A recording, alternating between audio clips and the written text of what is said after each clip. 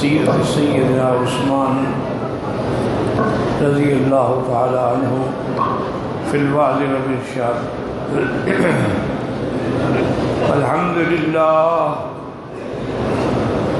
الحمدللہ وکفا والصلاة والسلام علی خاتم الانبیاء سیدنا وحبیبنا وشفیعنا محمد المصطفى وعلى آله المجتبى وأصحابه النجبى۔ اللهم صل على سيدنا محمد النبي الأمي الهاشمي وعلى آله وأصحابه نجوم الهدى۔ اما بعد فقد قال الله تبارك وتعالى في القرآن المجيد والفرقان الحميد: أعوذ بالله من الشيطان الرجيم، بسم الله الرحمن الرحيم۔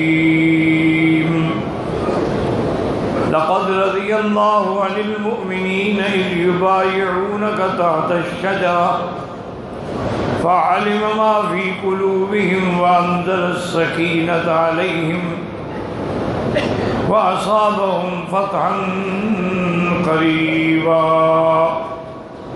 قال النبي صلى الله عليه وسلم: إن الملائكة ليستحيي من عثمان، أو كما قال النبي صلى الله عليه وسلم: صدق الله العلي العظيم وصدق رسوله النبي الكريم، ونحن على ذلك لمن الشاهدين ومن الشاكرين، والحمد لله رب العالمين۔ رب اشرح لي صدري ويسر لي أمري واحلل عقدة من لساني يفقهوا قولي، رب زدني علما۔ سبحانك لا علم لنا إلا ما علمتنا إنك أنت العليم الحكيم۔ برادران اسلام، واجب الاحترام بزرگوں، دوستوں، بھائیوں، عزیز نوجوانوں، اللہ تبارک و تعالیٰ کے کلام مقدس میں سے چند آیات مبارکہ اور آقا انعامدار حبیب کبریا سیدنا محمد مصطفیٰ صلی اللہ علیہ وعلا آلہ وصحبہ وسلم تسلیما کثیرا کثیرا کہ فرامین مبارکہ میں سے ایک حدیث تلاوت کی ہے۔ دعا فرمائیں کہ اللہ تعالیٰ اس عاجز کو علی صحت عافیت کاملہ دائمہ اور حق بات بیان کرنے کی توفیق عطا فرمائیں، آپ کو حق سننے سمجھنے کی، ہم سب کو مل کر حق پر عمل کرنے کی توفیق عطا فرمائیں۔ پروردگار عالم اپنی رحمت سے تمام آنے والوں کی حاضری، حج، عبادات، زیارات، صدقات، خیرات منظور و مقبول فرمائیں۔ میں نے سابقہ دروس میں خلفائے راشدین میں سے سیدنا ابی بکر، سیدنا عمر رضی اللہ تعالی عنہ کے بارے میں کچھ معلومات عرض کیے تھے، اور آج کے درس میں سیدنا عثمان بن عفان ثالث الخلفاء داماد نبی محمد مصطفیٰ صلی اللہ علیہ وسلم کے بارے میں کچھ معلومات عرض کروں گا، کیونکہ یہ سب سے تمام صحابہ شان والے ہیں، لیکن تمام صحابہ میں سے ان چار کو جو اللہ نے شان دیا ہے وہ کسی کا نہیں ہے۔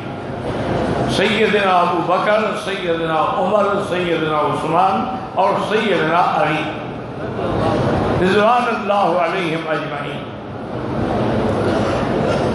سیدنا عثمان بن عفان جو ہیں ان کا 5ویں پشت میں حضور پاک سے نسب مل جاتا ہے،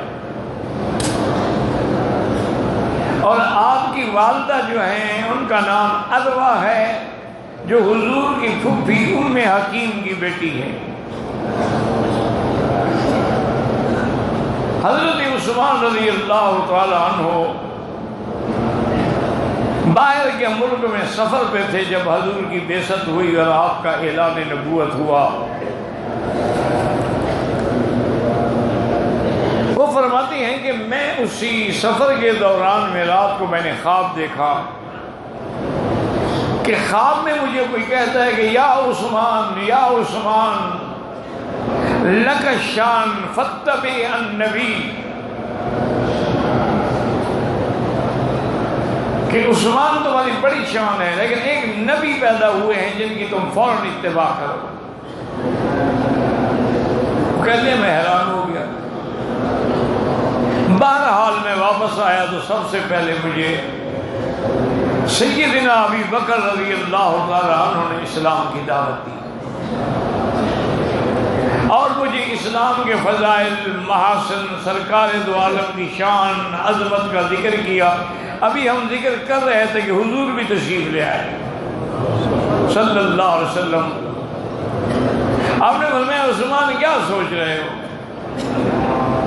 تمہیں خواب میں بشارتیں مل گئی ہیں، اب بھی تم انتظار کر رہے ہو؟ تو حضرت عثمان نے فوراً کہا اشہد ان لا الہ الا اللہ واشہد ان محمد رسول اللہ، اور سابقون الاولون میں آپ کا شمار ہو گیا۔ اللہ کی شان یہ ہے کہ اسلام لانے کے بعد حضرت عثمان کو بھی مشکلات کا سامنا کرنا پڑا۔ آپ کے چاچا جو تھے آس، وہ اتنا سخت مخالف تھے اسلام کے کہ حضرت عمر کو شدید تکلیفیں دیتے اور کبھی کبھی رسیوں سے باندھ کے دھوپ میں پھینک دیتے،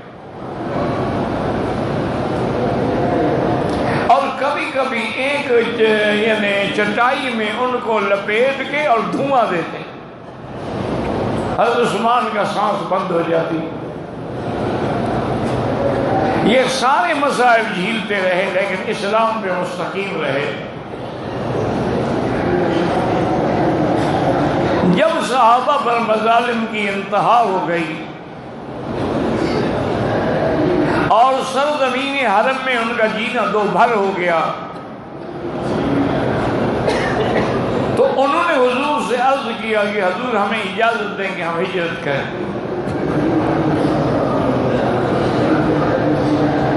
اور اسی اثناء میں ہجرت سے پہلے حضور کی 2 بیٹیاں جو ہیں نا وہ ابو لہب کے بیٹوں کے پاس، عتبہ عتیبہ کے پاس تھیں، ان بدبختوں نے دونوں کو طلاق دے دی، بی بی رقیہ اور بی بی ام کلثوم۔ حضور کی 4 بیٹیاں، سیدہ زینب ہے، رقیہ ہے، ام کلثوم ہے اور سیدہ فاطمہ ہے، رضوان اللہ علیہن اجمعین۔ یہ شیعہ حضرات جو ہے نا جی، یہ باقی بیٹیوں کا اس لیے انکار کرتے ہیں کہ اگر ہم بیٹیاں مانیں گے تو پھر عثمان کو داماد بھی ماننا پڑے گا۔ وہ سرے سے بیٹیوں کا انکار کر دیتے کہ بس حضور کی ایک ہی بیٹی ہے سیدہ فاطمہ الزہرا رضی اللہ تعالی عنہا وارضاہا۔ تو حضور نے سیدنا عثمان کو بلا کے اپنی بیٹی بی بی رقیہ کا نکاح کر دیا۔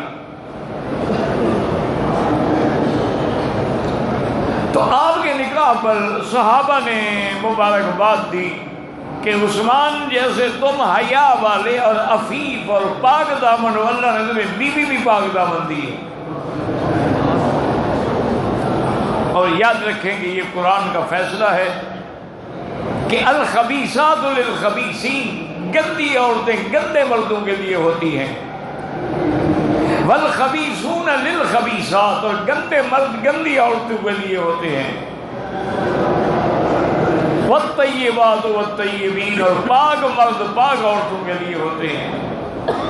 یہ ایک نظام ہے اللہ کا۔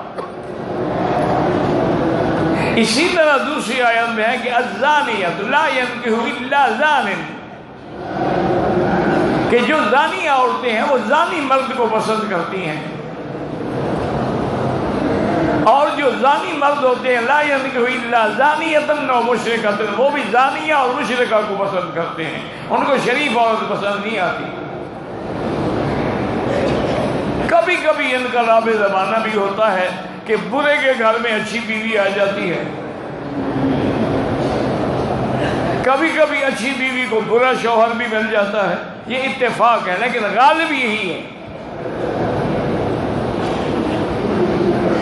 کہ آدمی اپنی جنس کو تلاش کرتا ہے۔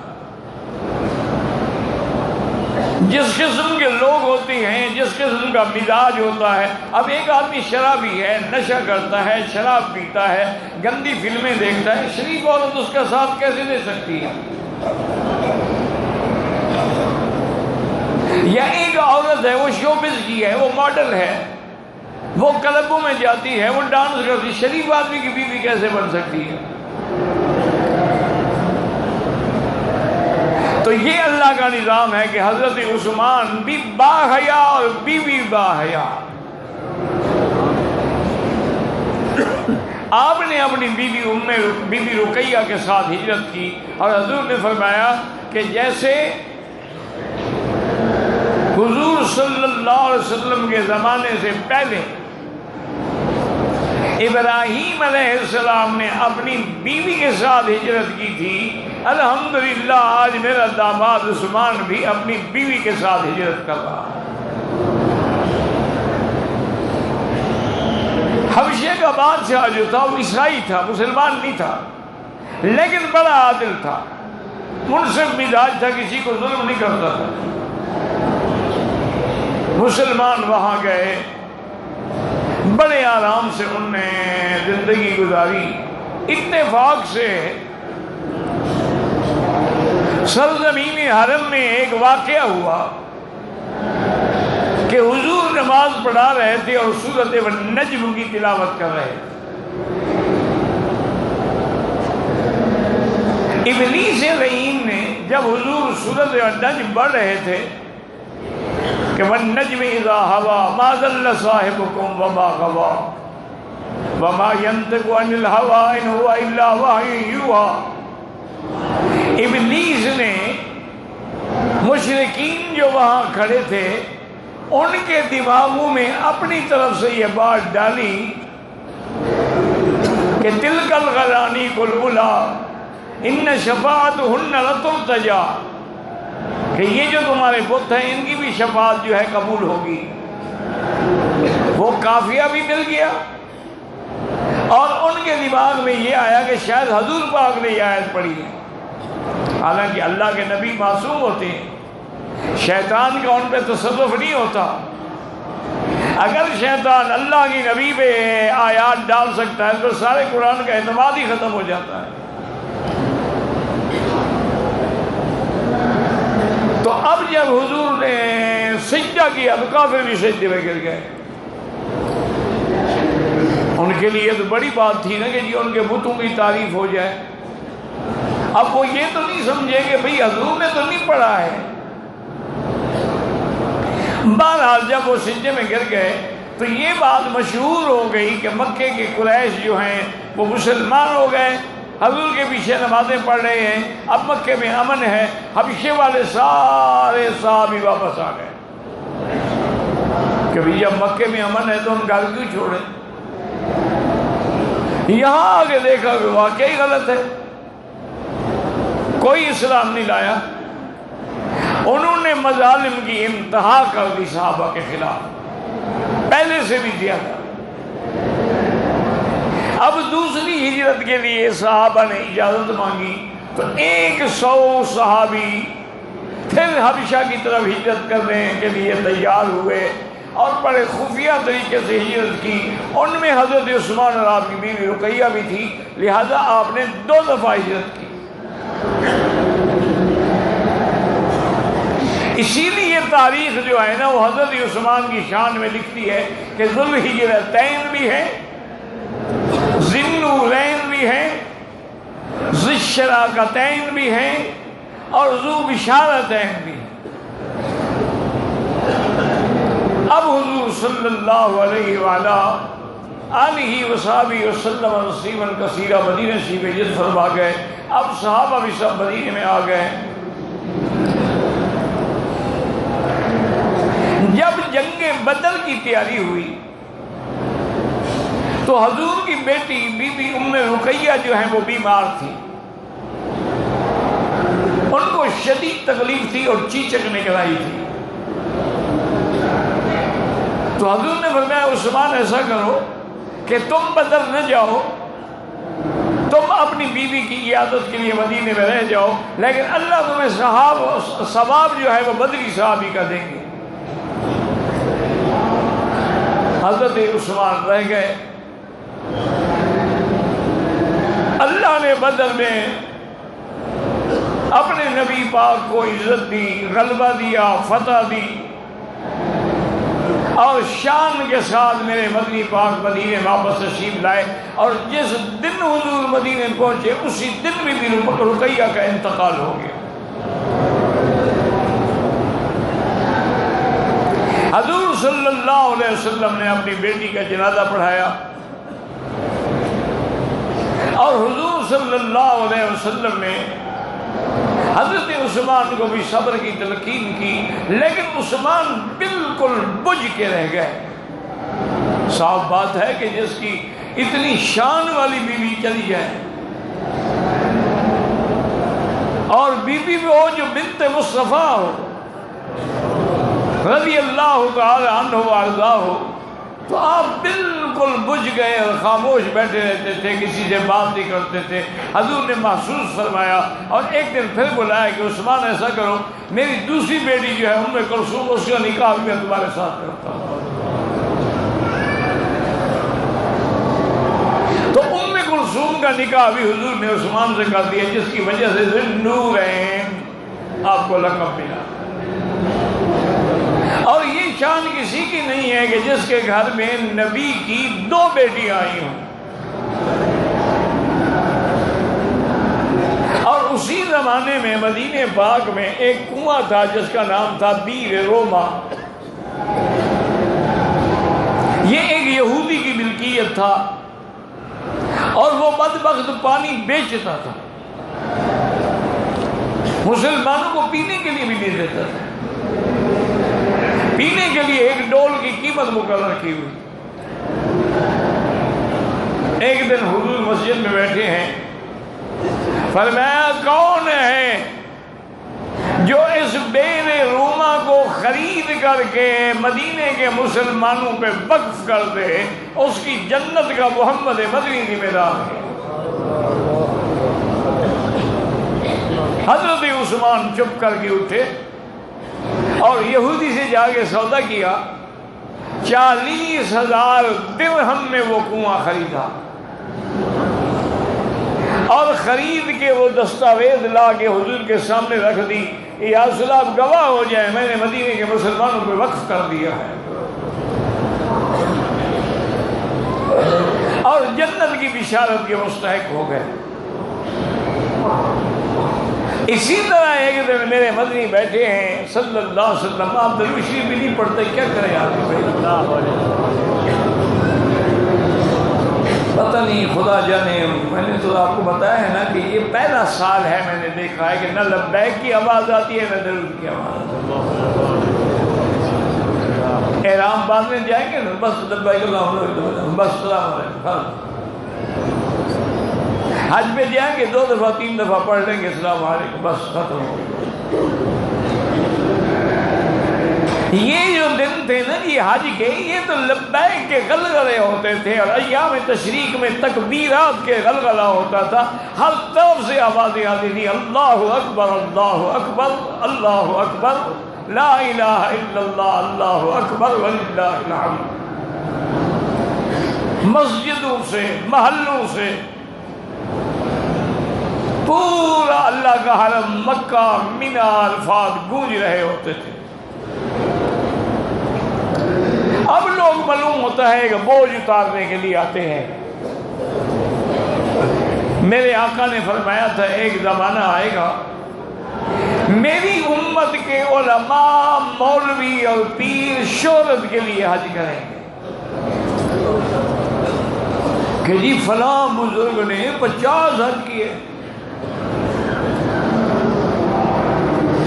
اور فرمایا کہ جو بڑے آدمی ہیں وہ سیاحت کے لیے حج کریں گے کہ چلو جی اس دفعہ یورپ نہیں جاتے، ذرا سعودی عرب بھی تو دیکھیں کیسا ہے۔ اور فرمایا کہ جو درمیانے لوگ ہیں وہ تجارت کے لیے حج کریں گے کہ وہاں سے سامان لے آئے بیچ دیا، یہاں سامان لیا اور اپنے ملک میں جا کے بیچ دیا، ٹکٹ کے پیسے بھی نکل آئے، خرچہ بھی نکل آئے، حاجی صاحب بھی بن گئے۔ اور فرمایا جو غریب ہوں گے وہ بھیک مانگنے کے لیے حج کریں گے کہ چلو بڑا اچھا موقع ہے،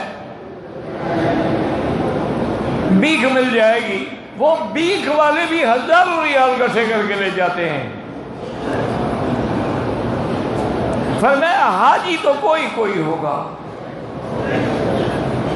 اسی لیے حضرت حسن بصری رحمت اللہ علیہ، مالک ابن دینار رحمت اللہ علیہ، حضرت بایزید بستامی رحمت اللہ علیہ، اللہ کے یہ اولیاء جو تھے اعمال صالحہ کرنے کے بعد بھی رو رو رو کے بے ہوش ہو جاتے تھے۔ فرماتے تھے قرآن میں ہے کہ انما یتقبل اللہ من المتقین، اللہ عمل قبول کرتا ہے متقین کا۔ پتہ نہیں ہم متقین میں ہیں کہ نہیں۔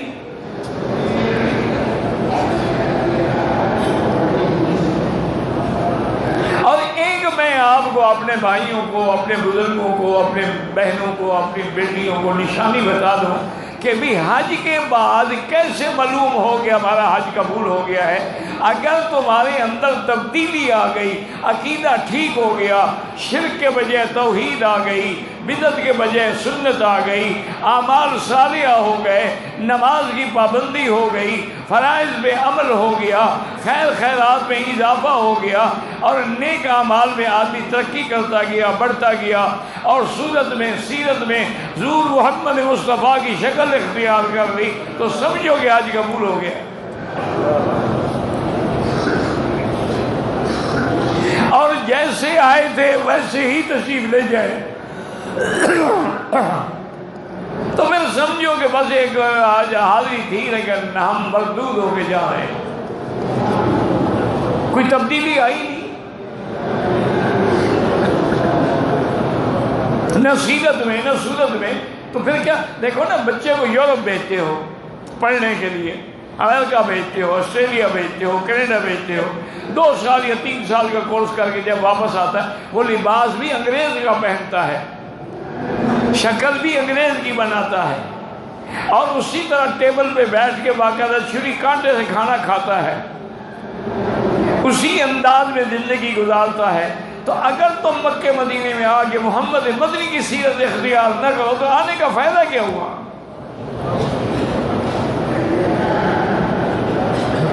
تو اس لیے بہرحال استغفار کریں، درود پڑھیں اور اپنے آپ کو بدلنے کی کوشش کریں۔ تو اب جناب حضور صلی اللہ علیہ وسلم نے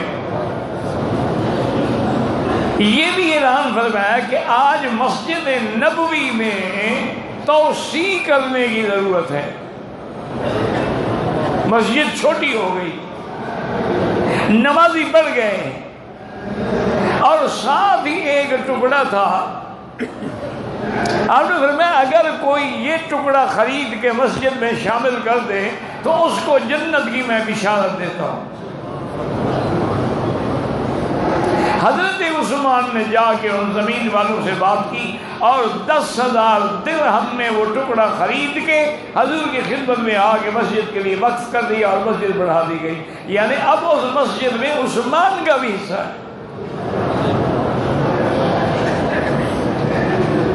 اور بیر روما کو تو لوگوں نے بیر عثمان کہنا شروع کر دیا تھا۔ اور اسی طرح میرے آقا رحمت دو جہاں جب بھی نام آئے بھائی مہربانی کرو یار، شوق سے دروشی پڑھو، ایسے نہیں، پتہ لگے کہ دل سے آوازیں ہوتی۔ دیکھا نہیں اللہ والے جو ہیں بزرگ لوگ جو ہیں وہ دلوں میں ضرب لگاتے ہیں، کوئی دل ٹھیک نہ ہو تو فائدہ کیا ہوا؟ اصل تو دل ہے نا جی۔ حضور نے فرمایا کہ دل ٹھیک ہو جائے تو سارا جسد ٹھیک ہو جاتا ہے، اذا فسد الجسد کلہ، اور دل خراب ہو تو سارا جسد خراب ہو جاتا ہے۔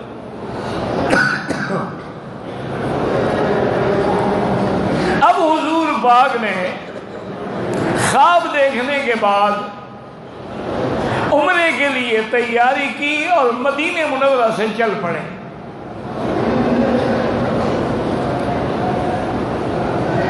چلتے چلتے صلح حدیبیہ کا جو مقام ہے اسی جگہ حضور پہنچے۔ اصل میں حضور کی کوشش تھی کہ ہم کسی طرح حرم میں داخل ہو جائیں، تو حرم میں داخل ہونے کے بعد کافر بھی تعارض نہیں کریں گے، لیکن بہرحال اسی جگہ پہنچے اور کفار کی بھی فوجیں پہنچی اور ان کے بھی پیغام پہنچے کہ جی آپ حرم میں داخل نہیں ہو سکتے۔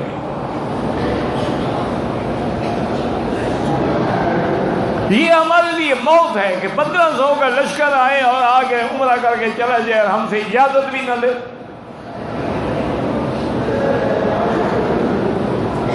حضور نے بھیجا، فرمایا، سمجھایا، اللہ کے بندے ہم احرام میں ہیں، لڑنے تو نہیں آئے۔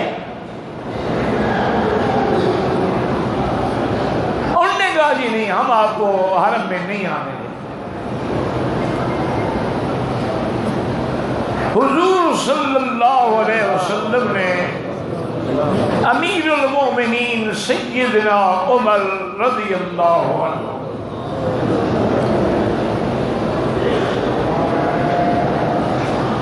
آپ کو بلایا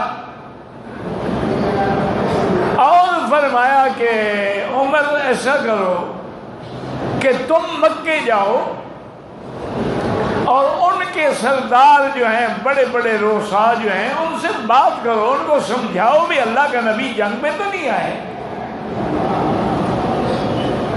عمرے کے لیے آئے ہیں، اور عمرے کے لیے تم کسی کو منع نہیں کرتے ہو لیکن اللہ کے نبی کو منع کر رہے ہو۔ چلو ہمیں اتنا ٹائم دے دو کہ ہم عمرہ کر کے چلے جائیں۔ حضرت عمر نے عرض کیا فداک ابی و امی یا رسول اللہ، میرے ماں باپ آپ پہ قربان ہوں، میرے مکے جانے سے کام بگڑ تو سکتا ہے، بنے گا نہیں۔ کیوں؟ فرمایا میرے نام سے تو کافر جلتے ہیں، مجھے دیکھ کے میری بات سنیں گے؟ آج بھی عمر کا نام سن کے کافر جلتے ہیں۔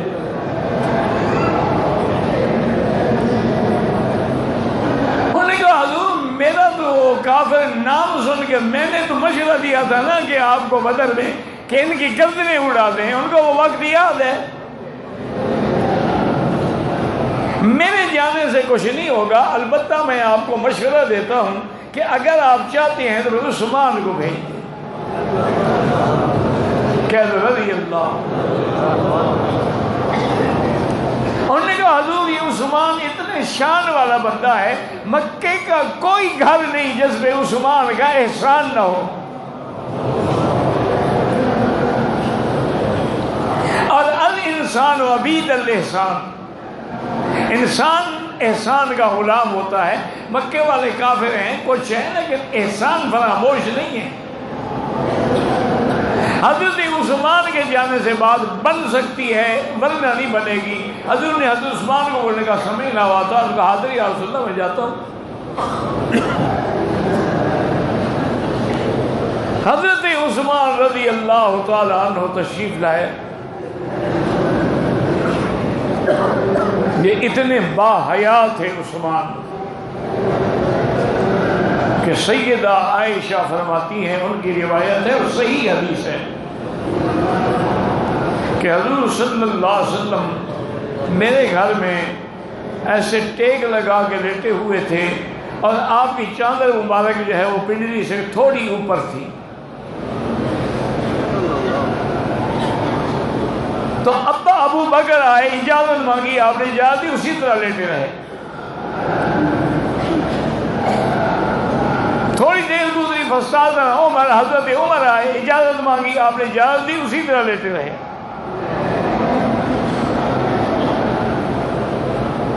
اور تھوڑی دیر گزری تو حضرت عثمان آئے، کہتے رضی اللہ عنہ، مسلمانوں یہ نظام ہے میرے اللہ کا، ان حدیثوں کو ایسے پڑھ کے نہ گزر جایا کرو، اس میں کوئی حکمتیں ہیں میرے مالک کی۔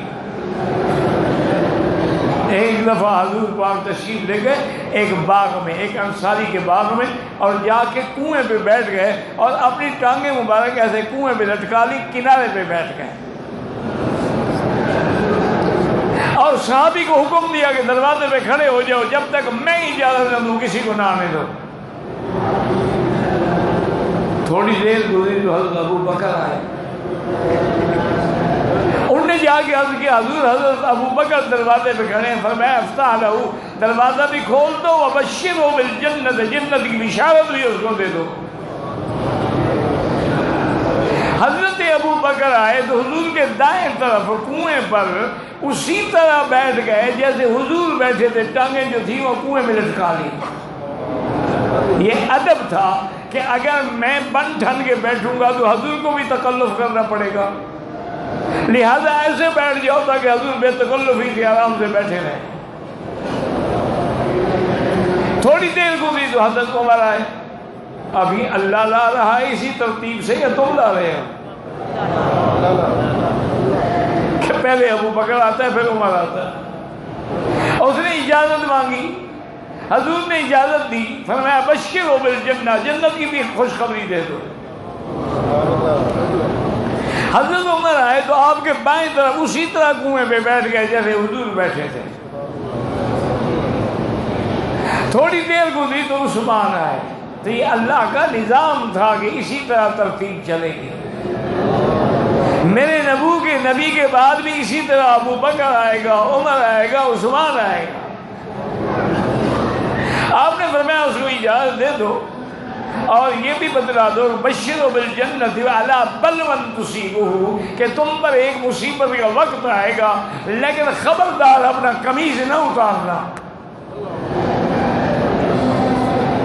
اب حضرت عثمان آئے، سلام کیا، دیکھا کہ کنویں پر اس جگہ جس طرف حضور بیٹھے ہیں جگہ ہی نہیں، تو وہ حضور کے سامنے آگے بیٹھ گئے اسی طرح۔ محدثین نے لکھا کہ اب آپ خود اندازہ لگا لیں کہ روضہ مبارک میں ابو بکر و عمر عثمان سامنے جنت البقیع میں ہیں۔ یہ اللہ کا نظام ہے، یہ ایسے نہیں ہے۔ اشارات تھے، کنایات تھے، سمجھنے والے سمجھ گئے، محروم ہونے والے محروم رہ گئے۔ ایک عورت آئی بڑی سمجھدار، عورتیں بھی بڑی سمجھدار ہوتی تھی، آج کی بھی ہماری بیٹیاں بڑی سمجھدار ہیں ماشاءاللہ، ان کو بھی فلمی گانے سارے یاد ہیں، فلمی ایکٹر جتنے ہیں ان کے ماشاءاللہ حلیے بھی یاد ہیں، ان کی ایکٹنگ کے انداز بھی یاد ہیں، ان کو چیٹنگ کرنے کا بھی بڑا طریقہ آتا ہے ماشاءاللہ۔ یہ عورتیں تھیں، ایک عورت آئی تو حضور کو سلام کیا اور مسئلہ پوچھا، حضور نے بتلا دی۔ اس کے بعد اس نے کہا کہ حضور موت برحق ہے، اگر میں آؤں اور آپ پر موت آ جائے تو پھر ہم مسئلہ کس سے پوچھیں؟ دیکھو کتنا سمجھدار ہے عورت۔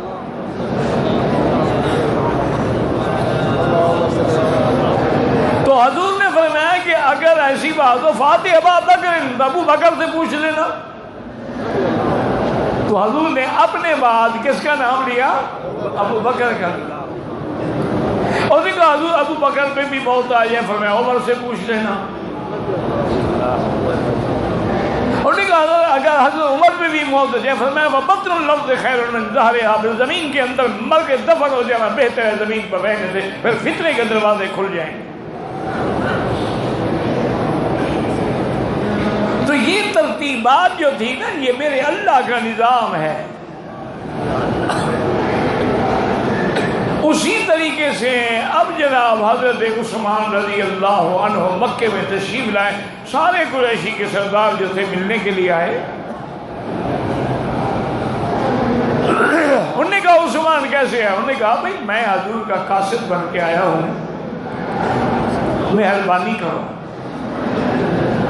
حضور عمرے کے لیے آئے ہیں، نہ ہتھیار ہیں، نہ کوئی سلاح ہے، نہ کوئی جنگ کا ارادہ ہے، صرف عمرہ کرنے دو، حضور واپس چلے جائیں۔ انہوں نے کہا کہ دیکھو عثمان، یہ ہمارے لیے موت ہے کہ حضور بغیر اجازت کے 1500 کے لشکر کے ساتھ آ کے عمرہ کر کے چلے جائیں، ان کو تو اجازت نہیں ملتی، البتہ تمہیں اجازت ہے تو عمرہ کر لو۔ حضرت عثمان نے کہا کیا کہہ رہے ہو؟ میرا نبی عمرہ نہ کرے اور عثمان عمرہ کرے؟ انہوں نے کہا تم تو اب کعبے میں آ گئے۔ انہوں نے کہا چاہے میں کعبے میں آ جاؤں، جس نے ہمیں کعبہ دکھلایا ہے سکھلایا ہے، جب وہ نہیں ہے تو میں کیوں طواف کروں؟ اور اسی اثنا میں چونکہ تھوڑی تلخ کلامی بھی ہو گئی، حالانکہ عثمان، میں نے کہا نا کہ حدیث میں بی بی عائشہ کہتی ہے کہ جب عثمان آئے اجازت مانگی، حضور اٹھ کے بیٹھ گئے اور پنڈلی میں کمرہ بھی سیدھا کر دیا، پھر عثمان کو بلایا۔ جب چلے گئے تو میں نے کہا آقا ابا میرے آئے تو آپ لیٹے رہے، عمر آئے تو لیٹے رہے، عثمان آئے تو استقبال کے اٹھ کے بیٹھ گئے۔ فرمایا عائشہ ان الملائکۃ یستحیی من عثمان، اللہ کے فرشتے عثمان سے حیا کرتے ہیں، میں کیسے نہ کروں؟ تو عثمان باحیا نے وہ بھی گرم ہو گئے کہ یہ کمال کی بات ہے، کہ معقول بات ہے کہ اللہ کا نبی عمرہ کرنا چاہتا ہے، اور مشہور ہو گئی کہ حضرت عثمان کو کافروں نے شہید کر دیا۔ اب حضور صلی اللہ علیہ وسلم بھی جوش میں آ گئے، اور آپ ایک درخت کے نیچے جا کے بیٹھ گئے اور صحابہ سے کہا کہ آؤ بایعونی، بیعت کرو۔ بعض روایات میں ہے کہ موت پہ بیعت کرو، کہ ہم ہی موت قبول کریں گے، عثمان کا بدلہ لیں گے، ایسے نہیں جائیں گے۔ اب صحابہ بیعت کر رہے ہیں،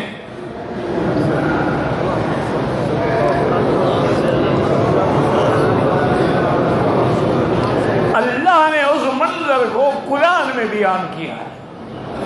لقد رضی اللہ عن المؤمنین اذ یبایعونک تحت الشجرہ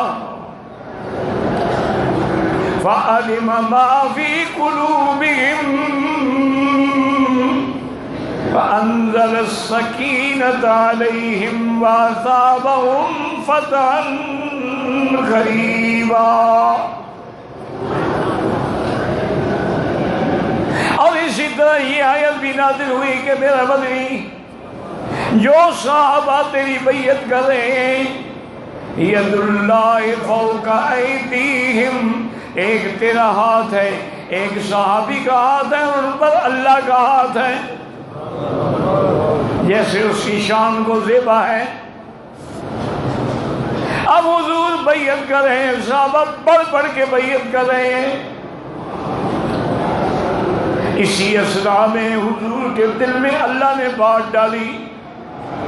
جب بیعت صحابہ کی پوری ہو گئی تو حضور نے فرمایا کہ میرا دل کہتا ہے کہ میرا عثمان زندہ ہے،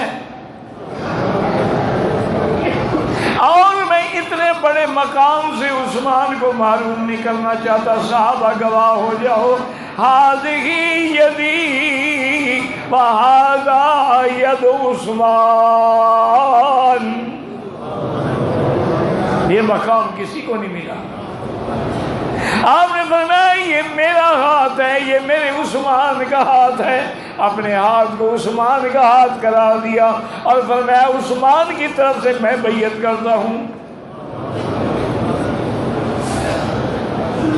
یہ مقام حضرت عثمان کو ہی ملا ہے اور کسی کو نہیں ملا۔ رضی اللہ تعالیٰ عنہ وارضاہ۔ تھوڑی دیر گزری کہ عثمان آ گئے، صحابہ کے چہرے کھل اٹھے، حضور کے چہرہ کھل اٹھا، اور صحابہ نے حضرت عثمان کو مبارک دی کہ تیری بیعت جیسی کسی کی بیعت نہیں ہے، ہم نے تو اپنے ہاتھ سے بیعت کی اور تیرے لیے میرے مدنی نے اپنے ہاتھ ملائے ہیں۔ رضی اللہ عنہ وارضاہ۔ اسی طرح جب غزوہ تبوک کا وقت آیا، اس کا نام جیش العسرہ بھی ہے، وہ بڑی قحط کا زمانہ تھا۔ حضور نے فرمایا کہ بھئی سارے اپنی طاقت کے مطابق چندہ دو تاکہ ہم تبوک روانہ ہوں۔ ہمیں پتہ لگا ہے کہ روم نے اپنی 2 لاکھ فوج جو ہے چڑھائی کے لیے تیار کر دی ہے، ہم نہیں چاہتے کہ اب مدینے میں لڑائی ہو، ہم باہر جا کے ان سے لڑیں گے۔ سب صحابہ نے چندہ دیا۔ حضرت عثمان کھڑے ہوئے، انہوں نے کہا حضور علیہ 300 بعیر بأحلاسها وأكتابها، حضور میں 300 اونٹ دوں گا سب سامان کے ساتھ۔ حضور نے فرمایا عثمان کو اور زیادہ کرو، عثمان نے کہا حضور اچھا میں 300 اور دوں گا، حضرت نے عثمان کو اور زیادہ، حضرت عثمان نے کہا حضور میں اور 300 دوں گا، یعنی حضرت نے فرمایا عثمان اور دیا، فرمایا حضرت میں 100 گھوڑے بھی دوں گا۔ تو 900 اونٹ بما ساز و سامان اور 100 گھوڑے جو ہیں وہ حضرت عثمان نے دیے، لیکن حضور نے پھر بھی کہا عثمان اللہ نے تمہیں غنی بنایا ہے، تم کچھ اور زیادہ دو۔ تو حضرت عثمان نے جا کر اس زمانے کے مطابق 1000 دینار یعنی 5 کیلو سونے کی تھیلی حضور کی خدمت میں پیش کی۔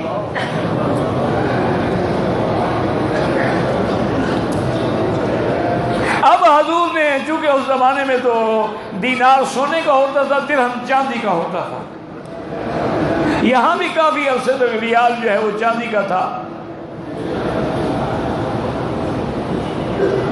اب حضور نے اپنے دامن میں ایسے جھولی پھیلائی ہوئی ہے اور اس میں وہ پیسے ڈالے ہوئے ہیں اور یوں ہلا بھی رہے ہیں، خوش بھی ہو رہے ہیں اور فرماتے ہیں ما ضر عثمان ما عمل بعد اليوم، عثمان آج کے بعد تجھے کوئی چیز نقصان نہیں پہنچ جائے گی، تیرے لیے اللہ نے جنت کا فیصلہ کر دیا ہے۔ یہ بشارت بھی حضور کے صحابہ میں صرف حضرت عثمان کو ملی ہے، جنت کی بشارت سب کو ملی، لیکن ما ضر تمہیں کوئی عمل نقصان ہی نہیں دے گا۔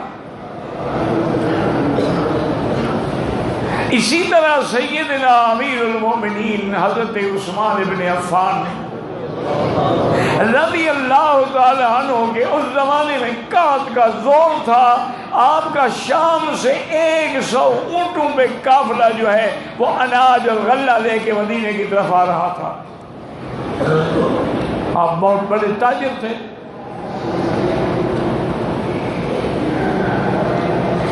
اب حضرت عثمان کا قافلہ جو قریب آئے تو مدینے کے تاجر اکٹھے ہو کے آئے، انہوں نے سوچا کہ بڑا اچھا موقع ہے، بڑی قحط ہے، ہر بندے کو ضرورت ہے، 1 منٹ میں سودا ہو جائے گا، ہم پہلے کیوں نہ خرید لیں۔ انہوں نے حضرت عثمان سے آ کے عرض کیا کہ جی آپ کا جو غلہ اور اناج آ رہا ہے نا ہم خریدنا چاہتے ہیں۔ آپ نے ہمیں اچھا کتنا نفع دو گے؟ انہوں نے کہا جی ہم 2 گنا دیں گے، اگر 1 لاکھ کما لے 2 لاکھ لے لیں۔ اور بھائی یہ تو تھوڑا ہے، مجھے اس سے زیادہ ملا۔ انہوں نے کہا 3 لاکھ لے لیں۔ اور اللہ کے بندے مجھے اس سے بھی زیادہ کی آفر آ چکی ہے۔ انہوں نے کہا جی 4 گنا لے لیں۔ حضرت عثمان نے فرمایا اللہ کے بندے کیوں تنگ کرتے ہو، مجھے اس سے بھی زیادہ کی آفر آ چکی ہے۔ اب تاجر حیران ہو گئے کہ بھی اور تو کوئی تاجر ہے ہی نہیں مدینے میں جو اتنا بڑا سودا خرید سکے، ان کو کس تاجر نے آفر کر دی ہے؟ انہوں نے پوچھا